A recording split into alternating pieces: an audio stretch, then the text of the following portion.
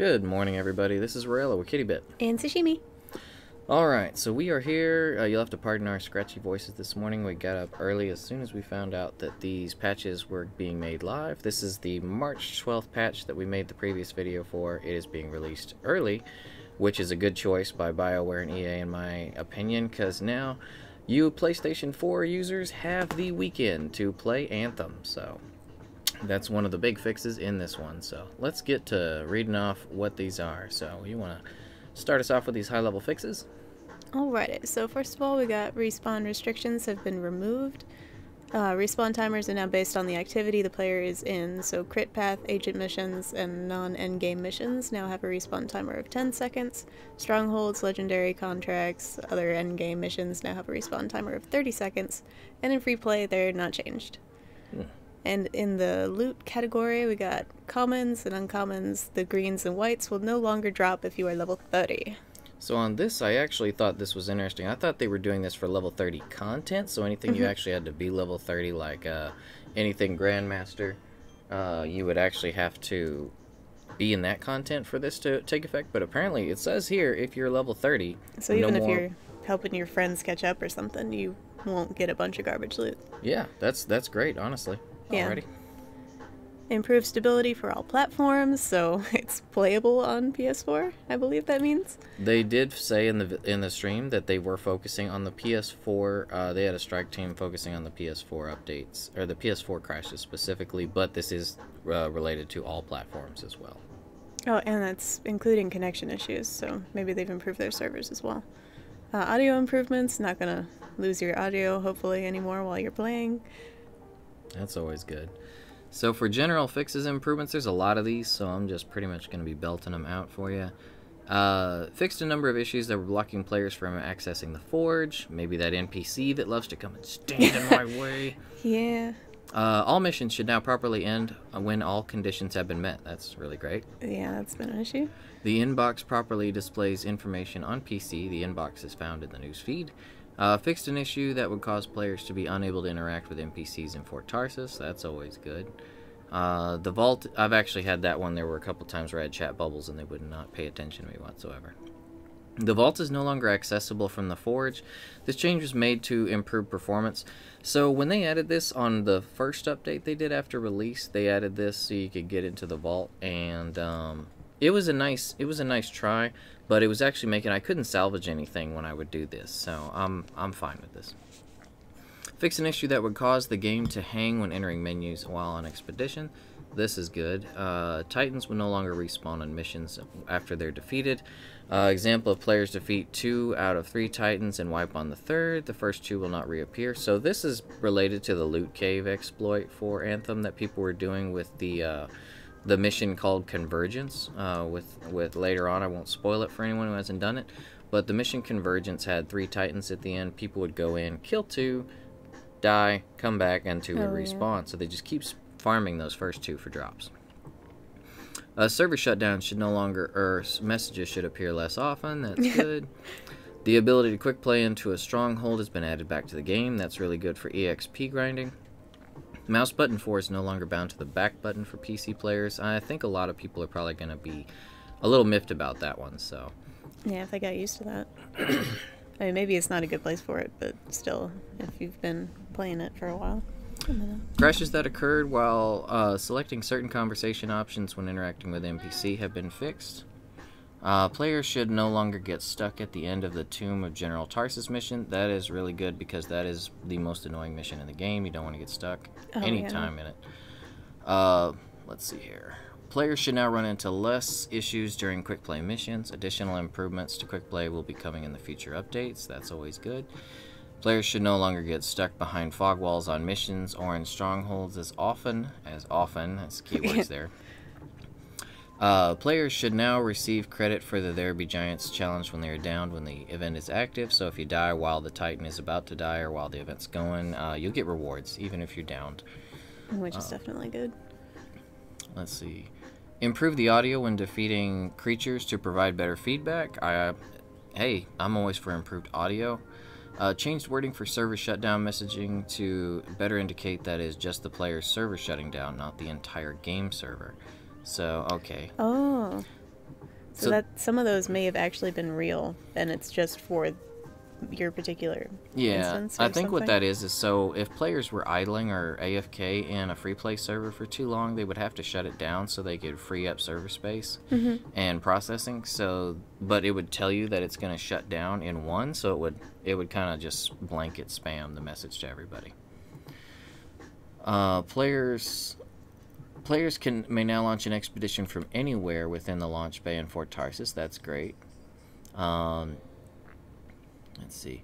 This one's kind of odd. It's weird. PS4 LED lights will now change based on the Javelin being used. Considering how many issues there are with the game right now, I'm not really sure why they're actually putting resources and manpower into fixing or making this kind of...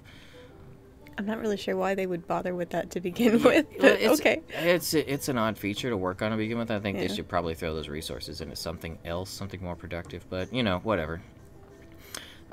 It should now be harder for players to get stun locked by certain enemy compositions. So you won't just be running through trying to get to your mate while he's, you know, knocked down, and you just keep getting shot and interrupted, so that'll be a little better. The values on max flight time inscriptions have been increased, so those of you who want to fly and actually focus on flight time inscriptions, there you go. The appearance of the N7 vinyl on the Legion of Dawn armor has been improved. I am a Colossus main. I am an N7 all the time main for my vinyls, and gotta rep the Shep. And yeah, I use a lot of Legion of Dawn armor, so that's a good one for me. I still don't know if they should have been putting resources and manpower into that, though. Yeah, that's probably a little low on the importance scale, but I mean, it's still cool. Halleck will now properly face players during certain dialogue scenes. So this has actually been one I'm gonna kind of miss this one. There were several dialogue scenes where Halleck would be looking up at the ceiling or the floor or away. He would sometimes be turned completely away from me while talking right to my face, I guess. And yeah, it was just hilarious. I'm actually gonna kind of miss this one. The message, "Open the Cortex to track the Legionnaire challenges," will no longer pop up after completing the appropriate challenges. So that's great. Once your stuff's done, you don't have to keep hearing about it. Let's see here. You want to go over these Stronghold ones? Sure. So the quality of loot from Stronghold Chest has been improved. No more common and uncommon drops. So, period. That's awesome. Yes. So if you are going through a Stronghold, you can expect all the good loots now. Next up. Fixed an issue that would cause players to get stuck at the entrance to the sewers in the Temple of the Scars Stronghold. Who wants to get stuck in the sewers of any game, especially the Temple of the Scars? Nasty. Like, they're actually talking about it the whole time you're going through it. Yeah, grody. So they updated some creatures. The Titans, they've made several balance changes to the variations of Titans. They've nerfed the crap out of them. But go ahead. They weren't that strong to begin with. Why? So they reduced the overall damage mitigation from 100% to between 70 and 75, depending on the damage type. What this means is if you are anyone who likes to use like flamethrower or electric or lightning coil, any of that was a problem. Yeah, those did 0 damage. They couldn't combo or anything, which we'll be getting to that. But yeah, now you'll be doing at least 70 or 30% damage. Increase the time that weak points are exposed. That's probably good. It was pretty short, especially in the higher difficulties. It was hard to do damage. Fixed an issue that prevented effects from applying and thus preventing combos. Yeah, so again with the elements.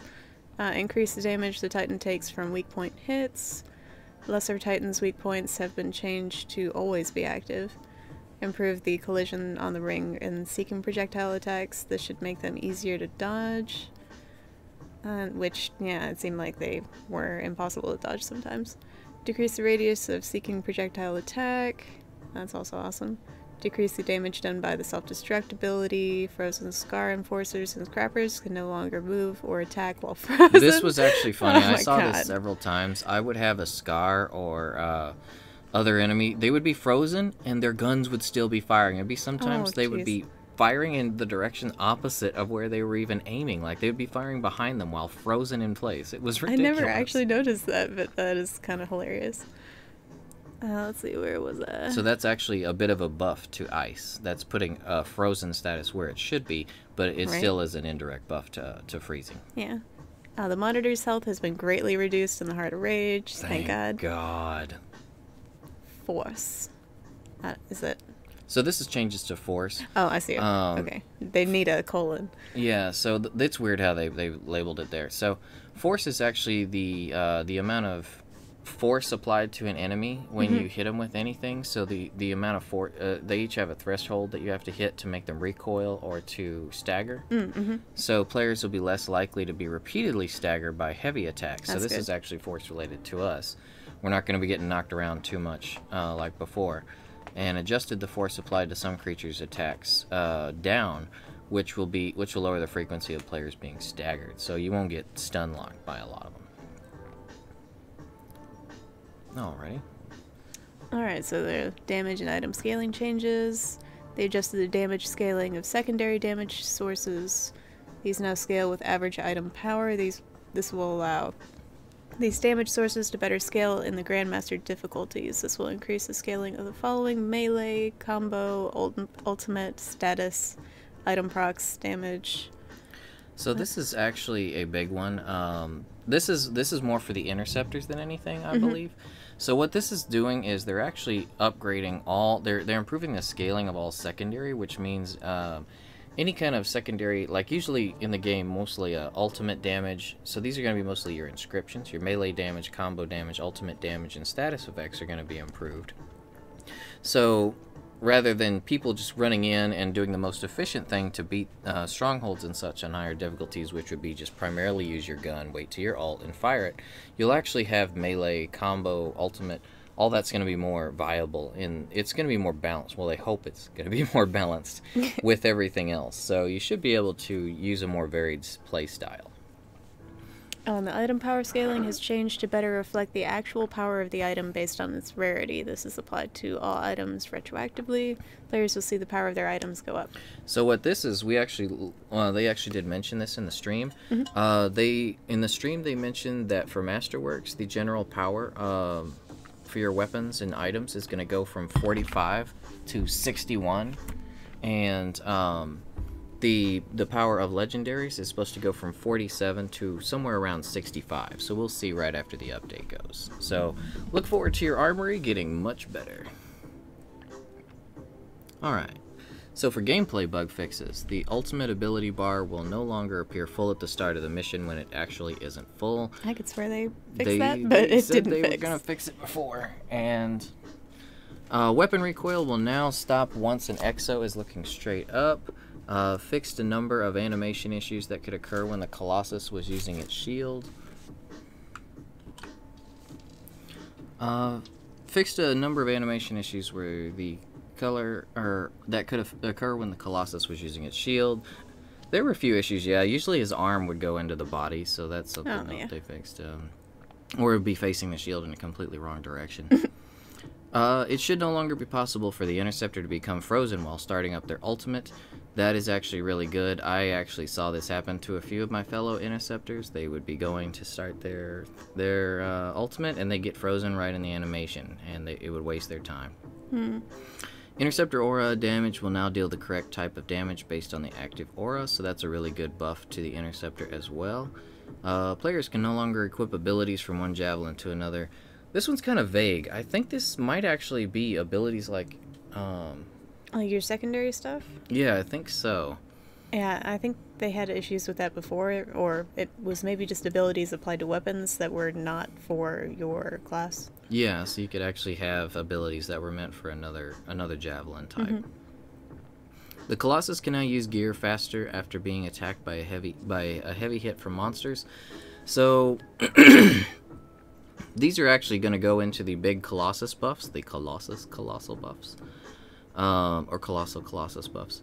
The Colossus can now use gear faster, so that means whenever they're hit, they're going to recoil and stagger, but it won't be nearly as long. The Colossus can now shield charge through destructible objects such as explosive canisters or harvest nodes. That's more of a quality of life thing. The Colossus can now recover faster after crashing into walls. That's a big one for me because I'm a horrible driver. So yeah, I crash into walls a lot, so this is great. And that's one thing they did demonstrate in the stream. It looks way better. Yeah, it does. How about those item balance updates?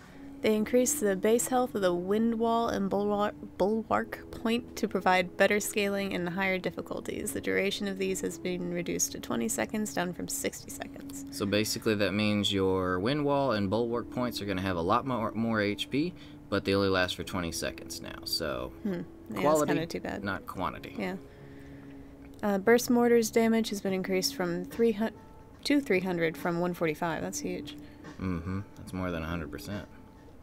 And its cooldown has been reduced to 6 seconds, down from 10 seconds. Dang. So basically, this is another one of the Colossus upgrades. Your burst mortars have been effectively, that's almost like a 300% increase in effective power between those, or with those two updates. Here's another one coming up. Flak cannon's damage has been increased from 242 up from 30, so that's not a huge increase, but still, it's there. And it's like 33%, so... It's true. Battlecry's description has been updated to explain that it also reduces the resistance of affected targets. This is going to be great for Colossus, because if you provoke the enemies and have them attack you, this means they're actually going to take more damage too while provoked, so this is a great one. Wrist strikes damage has been increased to 250, up from 200, and will now apply elemental effect to targets based on the active aura, which I probably should have been doing already, but... So that's another good buff for the Interceptors as well. Moving on to item bug fixes. Wind wall should no longer block or interfere with other players' abilities. Yeah, you don't want to throw up a wind wall and have it... I've actually seen this accidentally soak a ranger's ultimate before. They threw up the wind wall and the missiles just stopped right at the wind wall. It was pretty bad. Ranger Grenadier component will now correctly lower the cooldown of grenade abilities. This is great. They're already fast, but with this, you're going to be able to just chuck grenades out like Demolitionists from Mass Effect. Fixed an issue where certain weapons were not firing where the crosshairs were aimed. Yeah, that sounds like a problem. Yeah. Like, if I aim my gun somewhere, I kind of want my bullets to go there. Yeah, I didn't notice this problem, but I'm sure some people did. The Ice Blast ability for the Storm Javelin now has the primer icon correctly displayed, so that's cool. You get the primer, so that way you know when to hit it with a detonator. On to the Inscription Bugfixes. The Thruster Delay Recovery Inscription is now correctly applying a bonus, and the Overheat Delay Recovery Inscription is now applying a bonus, and the Weapon Reload Bonus Inscription is now correctly applying a bonus. So I guess these weren't happening when they were on stuff. So these are actually good. This is better for your flyers, like we mentioned earlier. You're going to be able to fly better, more effectively, and reload. I mean, that's any correction to inscriptions is a very, very good thing. Yeah, I always love increases in reload speed. Alrighty, Masterwork item balance updates.